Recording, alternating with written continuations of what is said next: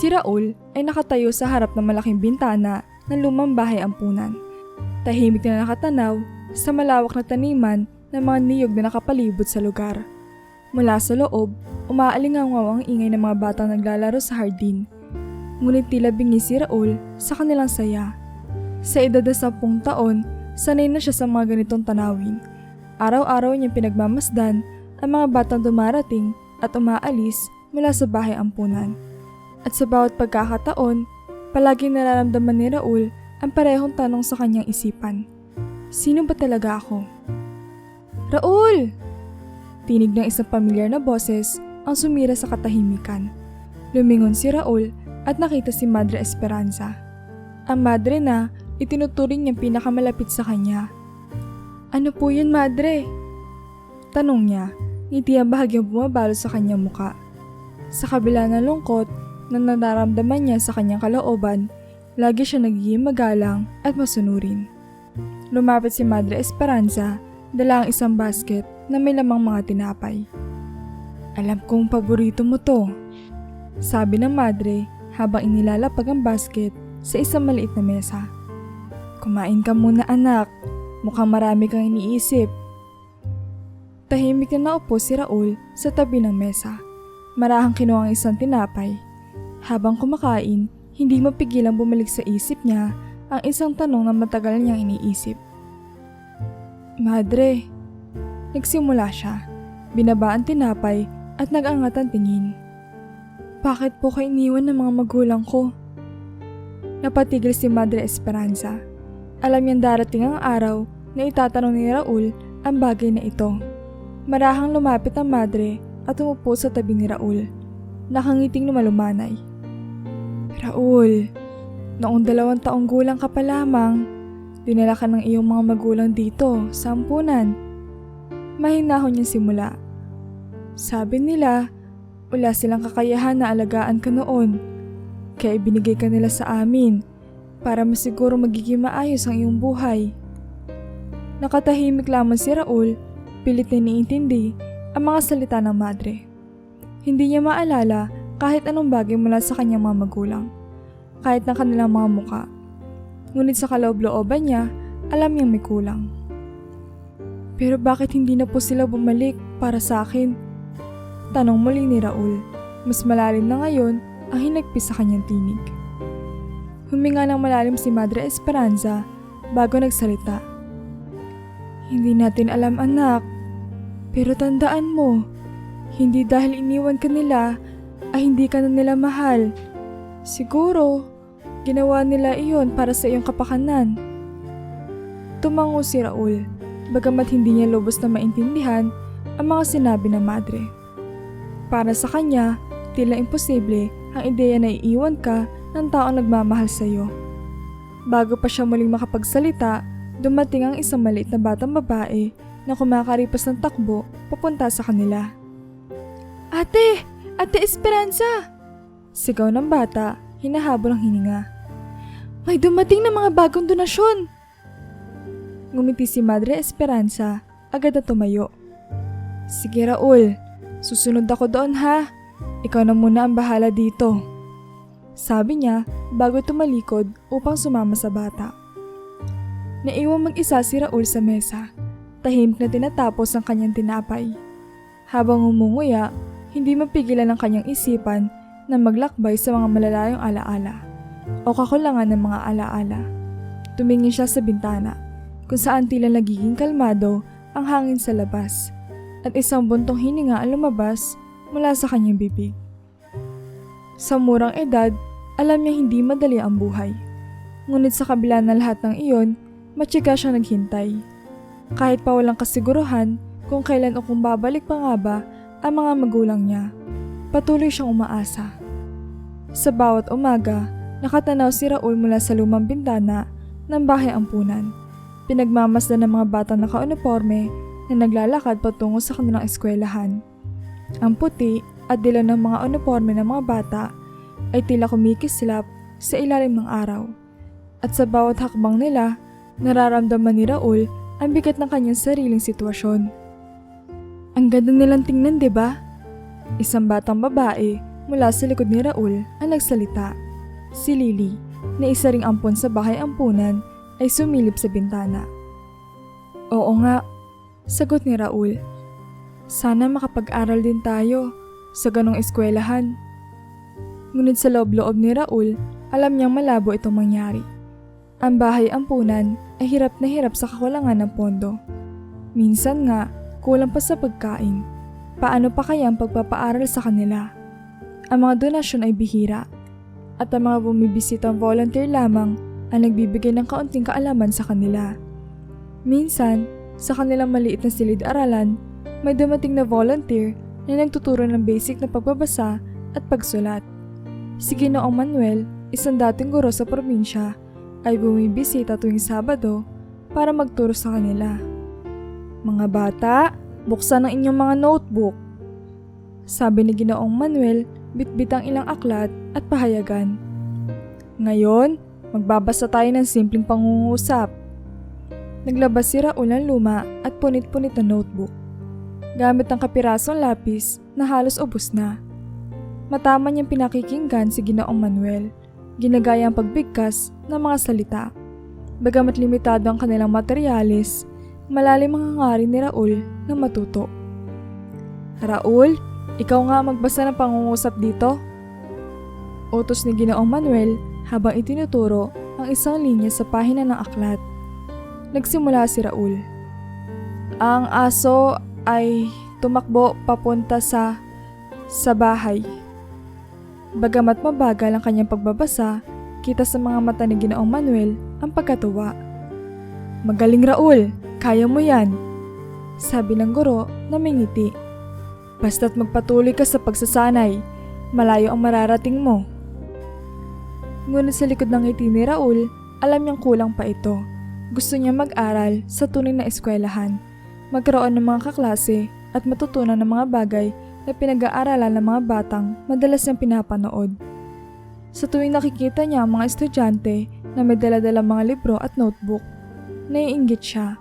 Ngunit wala siyang magawa kundi maghintay ng mga pagkakataong tulad nito, na tanging mga volunteer lamang ang nagbibigay ng pag-asa sa kanila.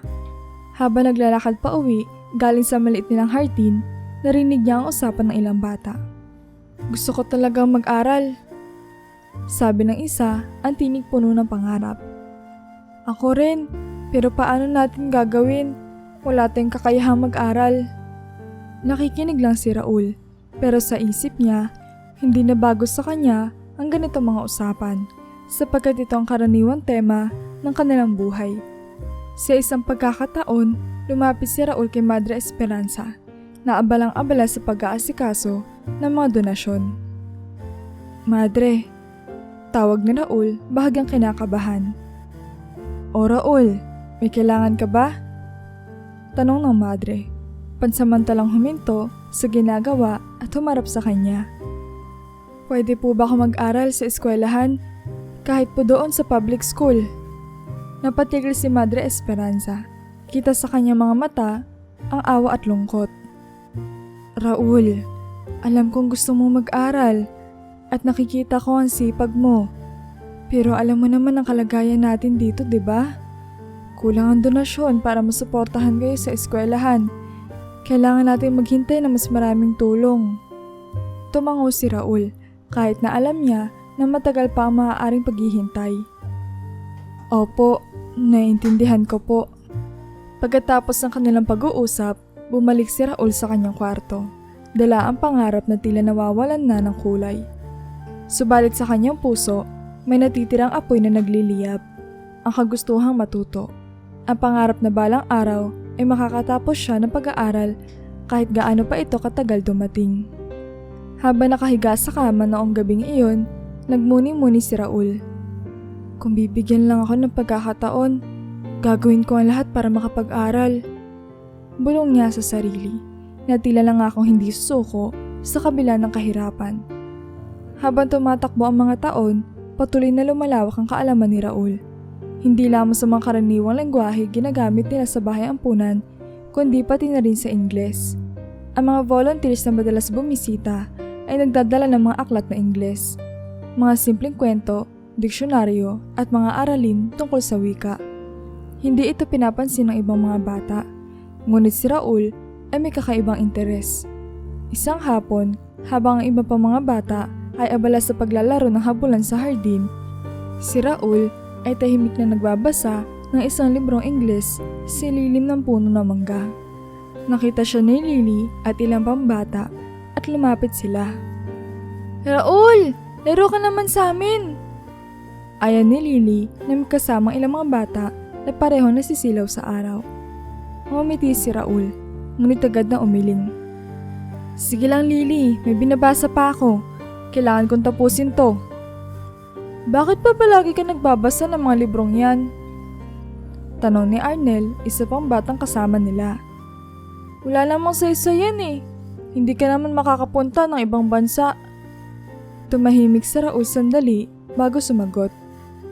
"Hindi mo kailangan pumunta ng ibang bansa para magamit ang Ingles," sagot niya sa mahinahong boses. "Pwede mo itong gamitin para makakuha ng mas magandang trabaho o para makapag-aral sa mas maayos na eskwelahan." Nagkipit balikat si Arnel. "Wala namang saysay yan para sa atin. Dito lang naman tayo, Raul eh. Wala tayong pangarap na ganyan." Nakaramdam si Raul ng lungkot sa sinabi ni Arnel.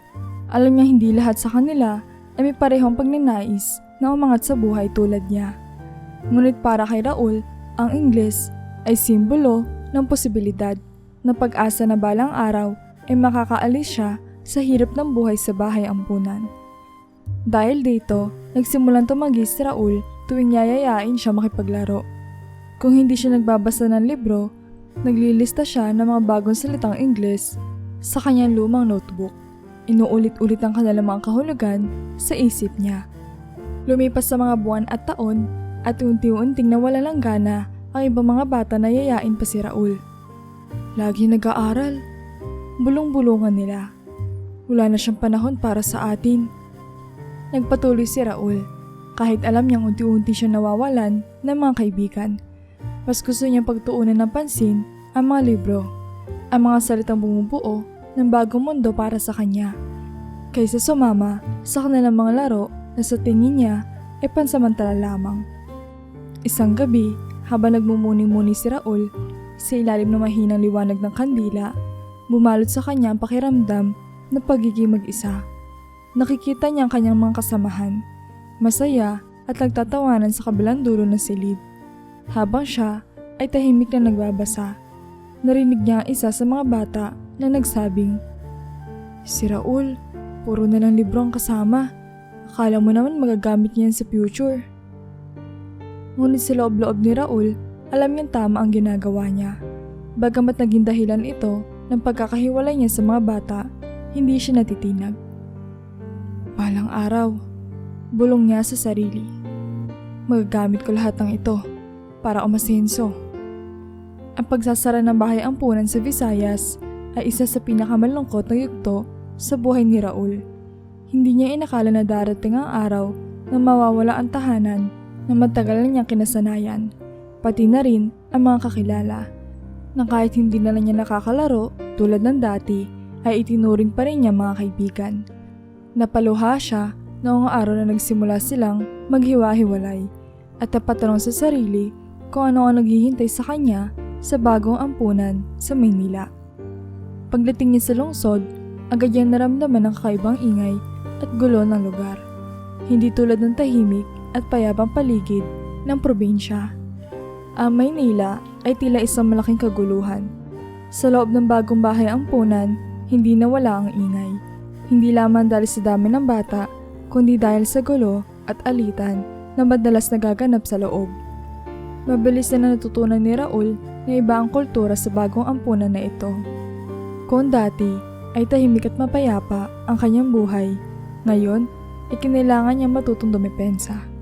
Ang mga mas matatandang bata ay madalas mag-angas, inaagaw ang kanyang pagkain at mga laruan mula sa donasyon. Minsan, habang kumakain si Raul ng tinapay, bigla na lang itong kinukuha mula sa kanyang kamay. "Hoy, akin na yan!" sabi ni Toto. Isang batang halos 2 taon ang tanda kay Raul, sabay hatak sa tinapay. Wala nang nagawa si Raul kundi magpigil ng galit at lumayo na lang. Bit-bit ang mga natira. Habang si Raul ay nananatiling tahimik at umiiwas sa gulo, ang mga tauhan naman ng ampunan ay tila bulag sa nangyayari. Mas pinapaboran nila ang mga mas bata, lalo na't alam nilang sila ang may mas malaking tsansa na maampon.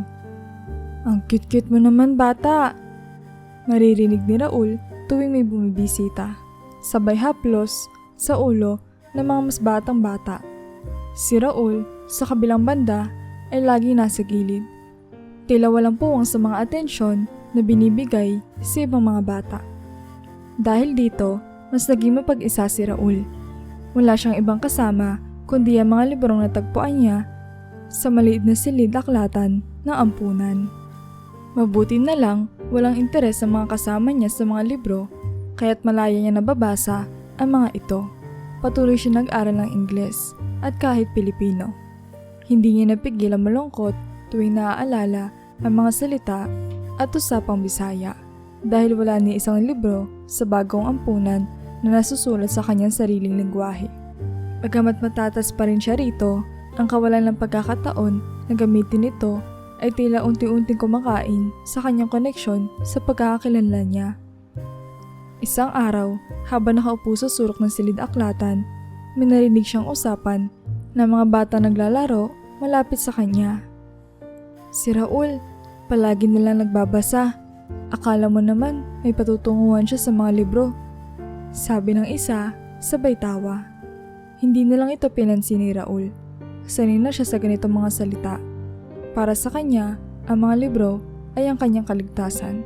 Ang tanging paraan para makatakas sa realidad ng kanyang pagiging nag-iisa at tinutulak sa gilid. Bagamat hindi pa rin niya sigurado kung saan siya dadalhin ang kanyang pag-aaral, alam niya mas mabuti ito kaysa magpatangay sa mga masamang gawi ng mga batang kasama niya sa ampunan. Nagpatuloy si Raul sa pagbabasa. Nagbabaka sakali na balang araw, ang mga pahina ng mga librong hawak niya ay magbubukas sa mga bagong daan tungo sa mas maliwanag na hinaharap. Isang hinaharap na hindi natutuldukan ng kung saan siya galing, kundi kung paano siya matututo at babangon mula rito. Sa edad na 16, si Raul ay isa na sa mga maaasahan sa loob ng bahay ampunan. Hindi man siya nakatuntong sa eskwelahan, ang kaalaman niya mula sa mga librong binasa niya ay nagbigay sa kanya ng tiwala at kasanayan na parang isang tunay na guro. Madalas siyang itinatawag ng mga batang gustong matuto ng pagbabasa, pagsusulat o kahit simpleng aritmetika. "Kuya Raul, paano ba isulat ang pangalan ko?" Tanong ng batang si Junjun. Hawak ang lapis habang nakatitig sa papel na walang anumang marka. Umiti si Raul at tinuro ang papel. "Gawin natin to, Junjun. Simulan mo sa letrang J. Ganito." Dahan-dahan niyang ipinakita kung paano iguhit ang tamang forma ng letra. Habang nagtuturo, nararamdaman niya ang kaunting saya. Sa kabila ng lahat ng paghihirap, ang kakayahan niya magbahagi ng kaalaman ay isang bagay na ipinagmamalaki niya. Bukod sa pagtuturo, tumutulong din si Raul sa pang-araw-araw na gawain sa bahay ampunan. Hindi ito madali, lalo pat kailangan bantayan ang mas maliliit na bata habang pinapanatili ang kaayusan ng lugar. Si Raul ay bihasa na sa paglilinis, pag-aalaga at kahit sa paghahanda ng pagkain, lalo na kapag walang ibang tauhan ay makagawa ng mga ito. "Raul, pakikuha naman yung bigas sa bodega," sabi ni Ate Marta, isa sa mga nag-aalaga sa bahay ampunan. Tumango si Raul at agad na kinuha ang sako ng bigas mula sa maliit na imbakan. Sa araw-araw na gawain na ito, nasanay na siya sa bigat ng responsibilidad. Ngunit hindi siya nagre-reklamo. Alam niya mahalaga ang bawat tulong na maibibigay niya. Ngunit hindi lamang sa loob ng bahay ampunan, naging abala si Raul. Para makaipon ng pera, nagsimula siya magtrabaho sa labas. Madalas siya nakikita sa palengke, nagbubuhat ng mga gulay at prutas para sa mga tindera, o kaya nagwawalis ng kalsada. Sa bawat barya na kinikita niya, iniipon niya ito. Alam niyang darating ang araw na kailangan na niyang umalis sa bahay ampunan.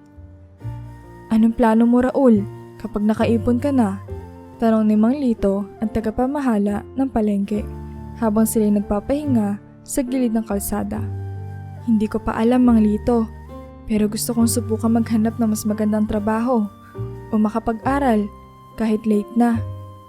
Sagot ni Raul, pinipis silang ilang baryang kinita niya sa maghapon. Gusto kong may mapuntahan itong pinaghihirapan ko. Matapang ka, bata. Alam ko na malayo ang mararating mo. Sabi ni Mang Lito kasabay ng tapik sa balikat ni Raul. Naramdaman niya ang bigat ng responsibilidad. Ngunit sa halip na panghinaan ng loob, lalo siya nagpursige.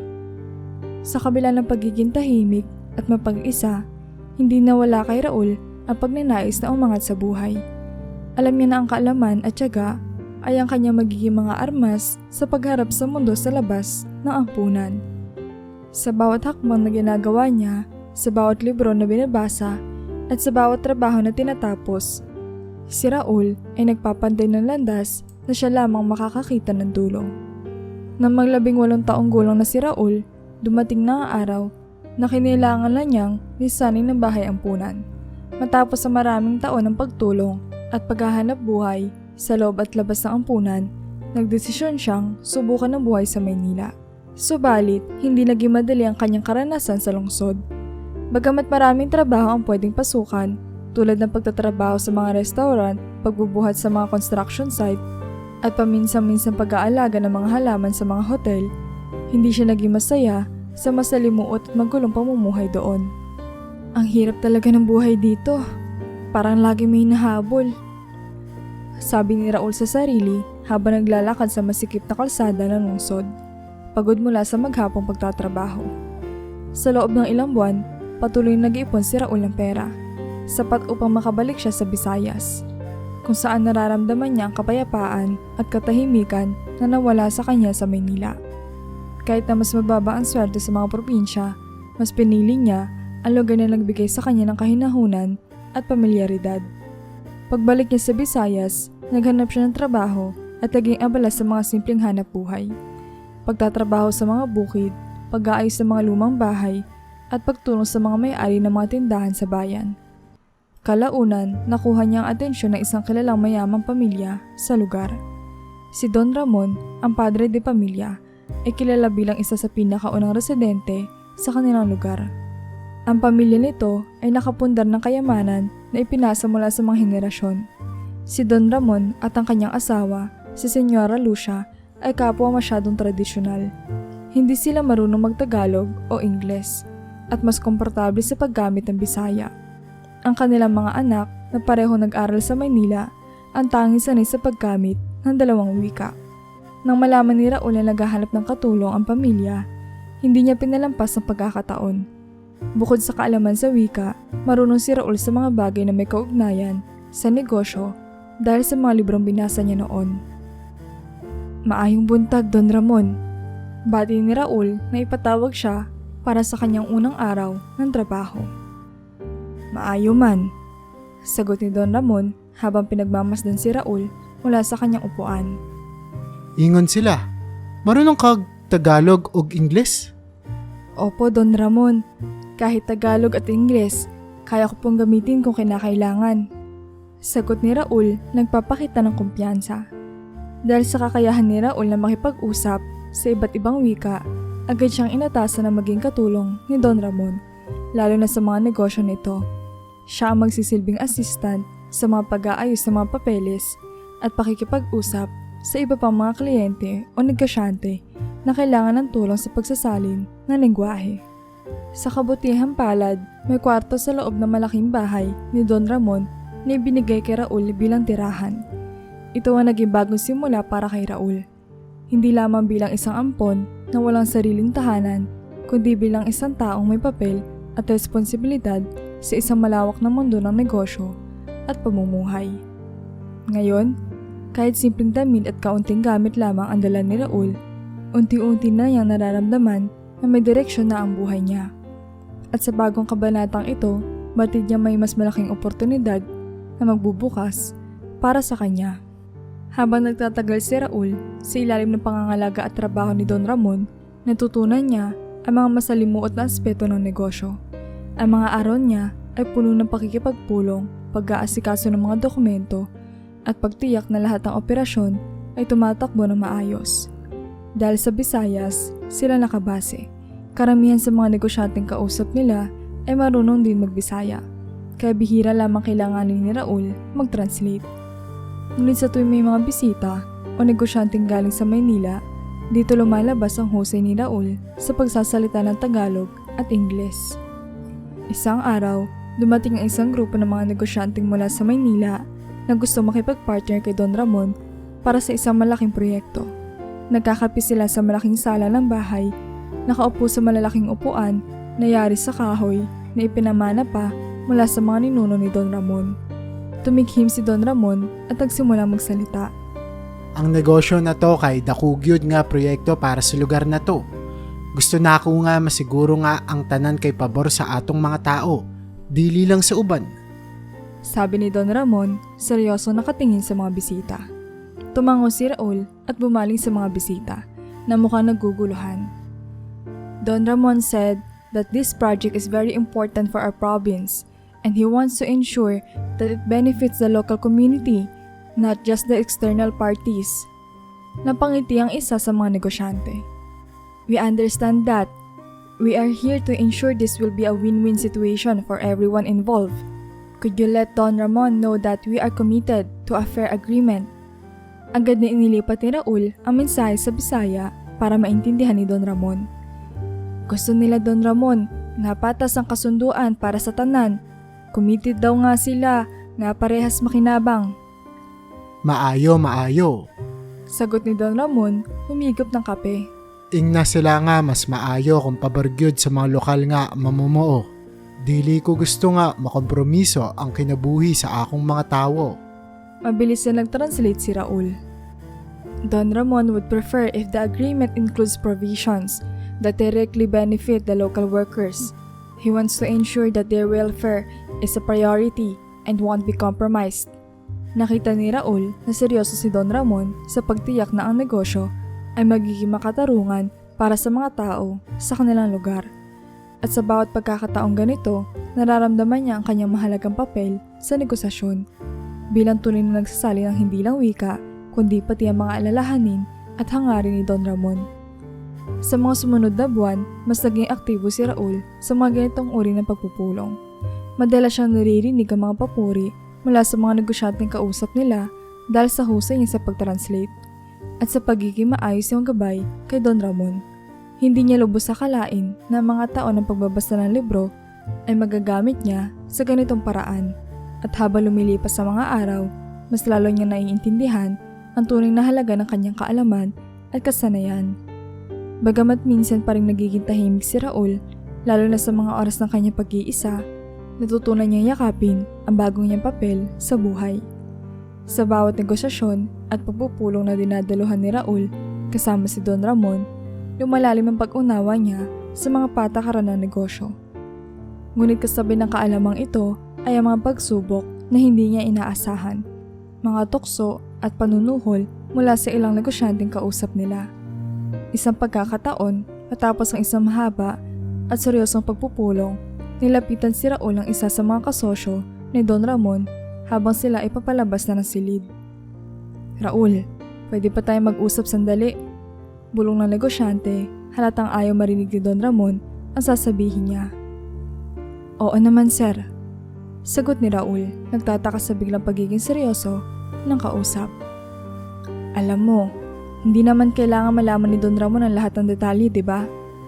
Wika ng negosyante habang inilalapit ang mukha kay Raul. May ilang bagay na hindi na dapat ipasabi sa kanya. Kung sakaling mapagbigyan mo kami, na ikonting halaga akong maibibigay sa'yo bilang pasasalamat. Kasabay ng pagsasalita nito ay inabot niya isang sobre na halatang may laman na pera. Tahimik na tumanggi si Raul. Marahan ngunit matibay ang kanyang pagkakabanat ng kamay na para bang hindi ito kailanman gagalaw para sa alok. Pasensya na sir, pero trabaho ko pong iparating lahat ng sinasabi sa meeting kay Don Ramon. Hindi ko po siya pwedeng lokohin. Sagot niya na may galang, ngunit mabibigat na tono ng katapatan. Napatitig ang negosyante kay Raul bago humakbang palayo. Halatang nadismaya sa kanyang tugon. Pag-uwi nila sa malaking bahay ni Don Ramon, Hindi na nakapaghintay si Raul na kausapin ang kanyang amo. Bagamat hindi niya kayang sabihin ng harap-harapan sa negosyante kanina, alam niyang dapat ipaalam ito kay Don Ramon. Don Ramon, simula ni Raul. Lumapit siya sa lamesang kahoy na kinauupuan ng kanyang amo na kasalukuyang nagkakape. May isang bagay po akong gustong sabihin tungkol sa kausap natin kanina. Tumango si Don Ramon, nagpakita ng interes.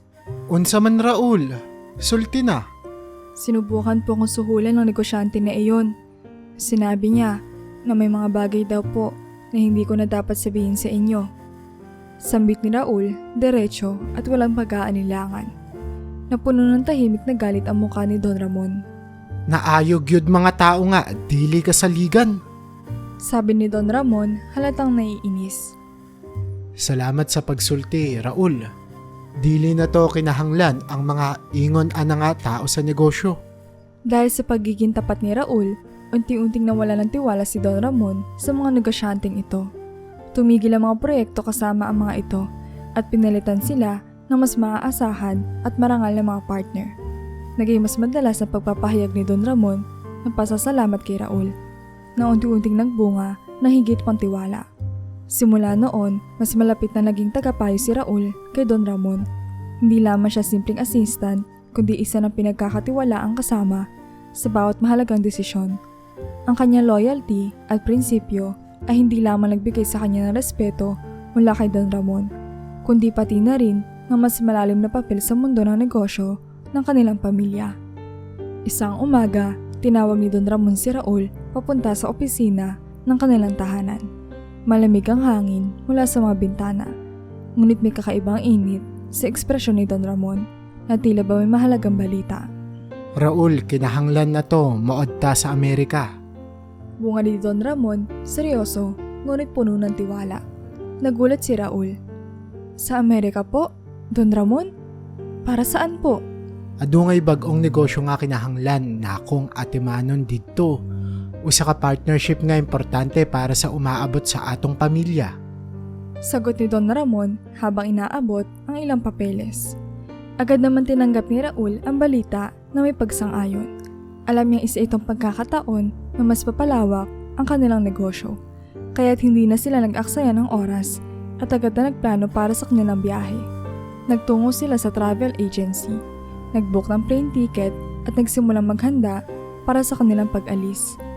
Nang dumating sila sa airport, dama agad ni Raul ang pagmamadali ng mga tao sa paligid. Mga pamilya na nag-aalala, mga biyahero na nagmamadali, at mga empleyado ng paliparan na abalang-abala sa kanilang tungkulin. May kaunting kaba siyang nararamdaman. Lalo na't ito ang unang beses niyang mag-aasikaso ng ganitong kalaking bagay para kay Don Ramon. Habang nag-aayos sila ng mga dokumento sa check-in counter, napansin nilang may problema sa spelling ng pangalan ni Raul sa ticket. Mali ang isang letra at nagdulot ito ng pagkaantala. Hiniling ni Raul na pasakayin na muna si Don Ramon sa eroplano habang inaayos niya ang problema. Don Ramon, kayo na po muna ang sumakay para makapagpahinga na kayo sa loob. Sabi ni Raul, itinuro ang direksyon papunta sa boarding gate.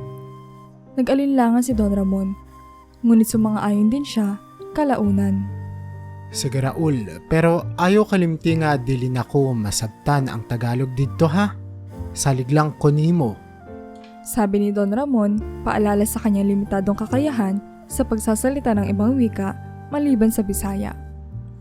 Oo Don Ramon, ako na po ang bahala. Tugon ni Raul habang nililingon ang counter at inaayos ang kanyang mga dokumento. Habang inaayos ni Raul ang problema sa kanyang ticket, narinig niya ang pag-aalangan ng mga empleyado ng airport. Sa kabutihang palad, naayos naman nila ito matapos ang ilang minuto. Ngunit habang pinoproseso pa ang kanyang boarding pass, biglang nagkaroon ng kaguluhan sa loob ng terminal. Ano nangyari doon? Tanong ng tauhan ng airport sa likod ng counter. Nakatingin sa direksyong boarding area. Si Raul, na agad na patingin din, ay nakaramdam ng kaba. Hindi kaya si Don Ramon iyon. Agad silang naglakad papunta sa lugar kung saan may nagaganap na komosyon. Sa kanilang pagdating, nakita ni Raul si Don Ramon na hinahatak ng dalawang security guard habang ang mga tao ay nag-video gamit ang kanilang mga cellphone. Hindi maikakaila ang kalituhan sa mukha ni Don Ramon habang pilit niya ipinapaliwanag ang kanyang sarili sa Bisaya. Unsa man ni, wala man ko'y sala. Sigaw ni Don Ramon na halatang hindi maintindihan ng mga gwardya. Agad na lumapit si Raul, galit ngunit mahinahon, at kinausap ang mga gwardya. Ano po nangyayari dito? Ang isang security guard na tila ba naiinis ay sumagot. Itong lalaking to, wala daw ticket, hindi marunong magsalita ng Tagalog, baka gusto makalusot. Natigilan si Raul, hindi siya makapaniwala na nadiskrimina si Don Ramon dahil lamang sa hindi siya marunong magtagalog. Ang kanyang kinausap si Don Ramon. Don Ramon, ayos lang ba kayo? Ano po nangyari? Gusto ko ipakita ang akong ticket. Pero wako nila pasabti. Pagkuha na ko sa akong bag, abi nila ug unsa na. Sagot ni Don Ramon, halatang dismayado. Natahimik si Raul. Alam niya mali ang mga gwardya sa kanilang ginawa. Agad siyang humarap sa mga tao. Napatuloy na nagbi-video sa kaganapan. Ang tao pong ito ay may ticket. Wala po siyang ginagawang masama. Nagkaroon lang ng hindi pagkakaintindihan dahil hindi siya marunong magtagalog. Sana po itigil na natin ang pagkuha ng video. Agad na tumigil ang ilang tao. At si Raul naman ay lumapit sa manager ng airport. Ipinaliwanag niya ang sitwasyon. At pinakita ang ticket ni Don Ramon na nandun naman sa loob ng kanyang bag. Pagkatapos ng ilang minuto ng pag-uusap, humingi na pa umanhin ng mga gwardya at pinalaya si Don Ramon mula sa kanilang marahas na pagkakahawak. Pasensya na po sir, hindi lang po namin maintindihan. Sabi ng isang gwardya, halatang nahihiya. Hinawakan ni Raul sa balikat si Don Ramon at tahimik nilang iniwan ang lugar. Sa loob ng eroplano, habang si Don Ramon ay nakaupo at muling kalmado, naisip ni Raul ang bigat ng diskriminasyon na ranasan ng kanyang amo dahil lamang sa wika. Raul, Sabi ni Don Ramon, humihinga ng malalim. salamat sa imong tabang. Dili na ako gusto nga magpataka lang sila panghuhusga sa mga tao. Tumango si Raul, tahimik ngunit determinado. Sa araw na iyon, hindi lamang niya naipakita ang kanyang katapatan kay Don Ramon, kundi ang kanyang determinasyon na labanan ang maling sistema na humahadlang sa pagkakaunawaan ng mga tao. Pagbalik nila Don Ramon at Raul sa probinsya mula sa Amerika, hindi nila inaasahan na magiging mas malalim pa ang epekto na nangyari sa airport. Bagamat mabilis at maayos nilang natapos ang kanilang negosyo sa Amerika, ang video ng insidente sa airport ay tahimik na kumalat sa social media. Hindi ito sumikat ng husto, pero sapat na ang pagkapansin nito para makarating sa mga kinauukulan. Isang araw, habang abala si Raul sa pag-aayos ng mga papeles sa opisina ni Don Ramon, biglang may dumating na tawag mula sa isang opisyal na paliparan. Sinagot ito ni Raul at matapos ang ilang minuto na pag-uusap, nalaman niyang ang airport management ay nais makipag-usap sa kanila tungkol sa insidente. Don Ramon, tawag ni Raul matapos ang tawag. Tinawagan po tayo ng management ng airport. Umabot daw po sa kanila yung video na nangyari sa atin noong araw ng flight natin. Gusto daw nila magpaliwanag at humingi na paumanhin. Tumigil si Don Ramon sa pagbabasa ng mga papeles at tumingin kay Raul. May halong pagkaalinlangan sa kanyang mukha. Dili ko gusto magpadugay anang issue. Waman ko'y ginapansin nga ingon ana. Sabi ni Don Ramon, hindi interesado sa pakikialam tungkol sa nangyari. Pero Don Ramon, gusto po nila magbigay ng opisyal na pahayag. Ayaw niyo po bang harapin? Tanong ni Raul. Alam niya ang airport ay hindi basta-basta titigil sa paghingi na paliwanag. Huminga ng malalim si Don Ramon. Ikaw na lang ang muadto, Raul. Isulti nila ang imong nakita. Wala man tay gusto, nagubot. Pero kinahanglan nila masabtan nga dili natubuot ang ilang gibuhat. Agad na sumang-ayon si Raul. Sa sumunod na araw, siya ang ipinadala upang humarap sa airport management. Nang makarating siya doon, sinalubong siya ng ilang kinatawan ng paliparan pati na rin ang may-ari ng airport na business partner ni Don Ramon. Raul, nais naming humingi ng tawad sa nangyari. Sabi ng airport manager. Napag-alaman namin na ang mga gwardya ay nagkamali sa pagtrato kay Don Ramon. Hindi tama na dahil lang hindi nila maintindihan ng wika ay nag-react na sila ng ganoon. Sumagot si Raul na may paggalang ngunit may diin. Hindi po kasi tama na porket hindi marunong magtagalog o Ingles si Don Ramon, pagsuspetsahan na siya. Sinubukan niya ipakita ang ticket niya, pero mas pinili nila magpanik kaysa pakinggan siya. Tahimik na tumango ang may-ari ng airport. Tama ka, Raul, at bilang aksyon sa aming pagkakamali, pinaalis na namin ang mga gwardiya na sangkot sa insidente. Hindi namin gustong ipagpatuloy ang ganoong uri ng diskriminasyon. Binigyan ng airport management ng formal apology si Raul na inihayag din kay Don Ramon. Bagamat hindi lumaki ang isyu sa publiko, naayos naman ito ng maayos sa pagitan ng dalawang panig. Si Raul sa kanyang parte ay muling ipinakita ang kanyang katapatan at determinasyon sa pagsiguradong maayos ang lahat para kay Don Ramon. Pagbalik niya sa probinsya, ikinuwento niya kay Don Ramon ang naging usapan. Tumangulan si Don Ramon at ngumiti ng bahagya. Salamat Raul, ikaw gyud ang akong saligan. Sa araw na iyon, mas lalang pinagtibay ang tiwala ni Don Ramon kay Raul. Hindi lamang bilang assistant sa negosyo, kundi bilang isang tunay na kaibigan at katiwala. Nagpatuloy ang mga araw na puno ng trabaho at responsibilidad para kay Raul, bilang pinakapinagkakatiwalaang katulong ni Don Ramon. Patuloy niyang ginagamit ang kanyang kaalaman at husay sa 3 lengguaheng natutunan niya mula sa mga taon niya sa bahay ampunan: Bisaya, Tagalog at Ingles. Ang bawat negosasyon at proyekto ay kanyang tinutukan. Sinusigurong walang mga problema o hindi pagkakaintindihan na maaaring magpapagsak sa mga plano ni Don Ramon. Isang hapon, habang nagtatapos sila ng isang matagumpay na negosasyon kasama ang mga negosyante mula sa Manila, lumapit si Don Ramon kay Raul. Bitbit ng kanyang tasa ng kape at isang maliit na ngiti sa labi. Raul, bunga ni Don Ramon. Nagpasalamat gyud ko nimo. Wala ko nagkamali sa pagpili nga ikaw ang akong katabang. Nagmalampuson gyud ang tanan tungod sa imong abilidad ug katapatan. Nakangiti si Raul, medyo natulala, ngunit dama ang init ng mga salita ng kanyang amo. Wala pong anuman, Don Ramon. Alam niyo pong utang ko sa inyo ang lahat ng ito. Kayo po ang tumulong sa akin na umasenso. Kaya gagawin ko ang lahat para masiguro maayos ang lahat. Umupo si Don Ramon sa isang upuan malapit sa bintana.